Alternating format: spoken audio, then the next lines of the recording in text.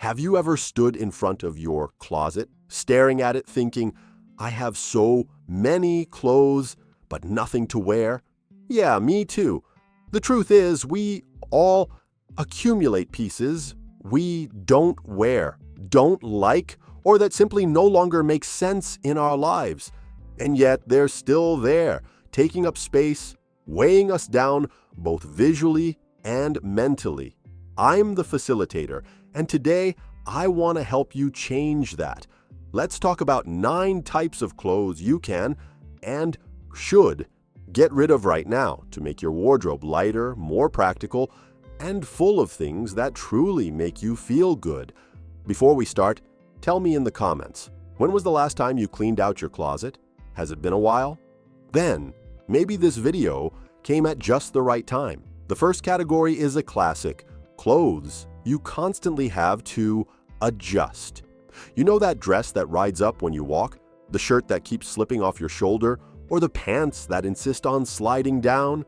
Clothes that make you feel uncomfortable, insecure, or force you to keep checking the mirror don't deserve to be with you. A good piece is one that moves with you, not one that gets in your way.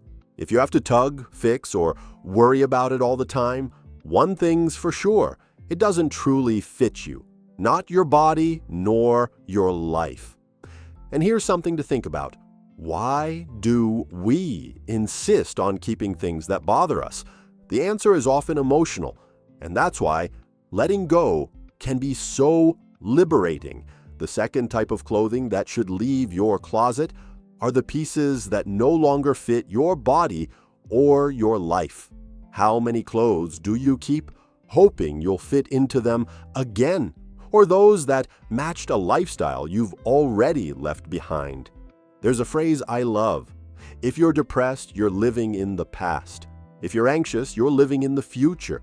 But if you're at peace, you're living in the present. And that applies perfectly to fashion. Clothes that no longer fit are reminders of who you once were. But you don't need to dress for an old version of yourself. Dress for now. Your body changed, your routine changed, your life changed, and that's okay. Your wardrobe needs to keep up with that. Ask yourself, does this piece reflect who I am today? If the answer is no, it's time to let it go. The third type is simple but powerful: shoes that hurt your feet. We grow up hearing that beauty requires sacrifice, but you know what? It doesn't have to be that way.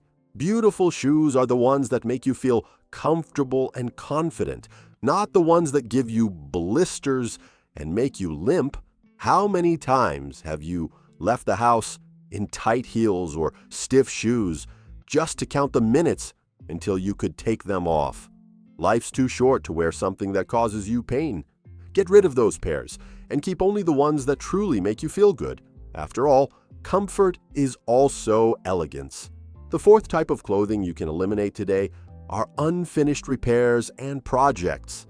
That pair of pants that needs hemming, the button you swore you'd sew back on, the dress that's been waiting for a new zipper for months. If it's been more than a year and you still haven't done it, maybe it's time to admit it's not going to happen. We cling to the idea that one day I'll get to it, but the truth is, these items just accumulate guilt, not value. Decide now. Either fix it this week or let it go. Maybe someone else could make use of what's been sitting in your house. The fifth type is one of the most interesting: clothes that belong to your idealized self. These are the pieces you bought thinking about who you wanted to be, not who you actually are. It could be that elegant dress you never had the occasion to wear, the gym outfit you bought when you promised to change your life, or that bold look that looks amazing on others but just doesn't suit you. Everyone has a bit of this. I myself once fell into the trap of buying European-style clothes, thinking I needed to look more sophisticated and refined. In the end, I felt uncomfortable the entire trip. The lesson?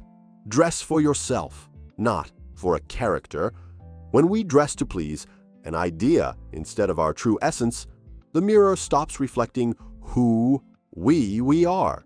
So take a look at your closet and ask, how many of these pieces were bought for a version of me that only exists in my head? The sixth type is clothes made from overly demanding fabrics, the ones that need ironing, special washing, or an entire ritual just to be wearable. Be honest, are you really going to iron that shirt every week? Wash that delicate piece by hand? If the answer is no, it's going to stay unused. Clothes that demand too much end up causing laziness, guilt, and clutter. Simplifying is also freeing yourself from maintenance. Keep only what fits your everyday practicality. And remember, good clothes are the ones that match your routine, not the ones that make your life harder. The seventh type is special occasion clothes. That graduation dress, the outfit for a friend's wedding, the Christmas costume. These are pieces we wear once, and then they just sit there, taking up space and collecting memories. Of course, some have sentimental value, but most are kept out of mere obligation. Try this. Imagine you were going to a similar event today. Would you really choose to wear that piece again? If not, it's time to let it go.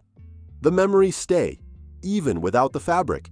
And speaking of memories, the eighth type of clothing worth letting go of are the ones you were gifted, but never wore.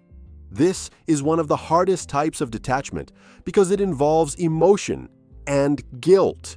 Who hasn't received a shirt that doesn't match their style, but kept it out of politeness? The truth is, keeping a gift you don't use isn't gratitude. It's a burden disguised as affection. The best way to honor a gift is to let it find someone who will truly love and wear it. Gratitude doesn't need to come with guilt. You can be thankful for the person and their intention and still release the item. After all, attachment isn't the same as affection. And finally, the ninth type of clothing that should leave your closet are the pieces you haven't worn in over a year. If a spring, summer, fall, and winter have gone by and it's still in the drawer, chances are it won't come out anytime soon, unless it's something truly specific, like formal wear for weddings or funerals. That piece has already served its purpose. And more than that, this rule also helps you shop smarter in the future. When you notice what stayed unworn, you start to understand what really works for you. Each forgotten piece is a lesson in self-knowledge. Now, let me ask you, of these 9 categories, which is the hardest for you to let go of? That pair of jeans you swear you'll fit into again? The expensive shoes that hurt, but you can't bring yourself to donate?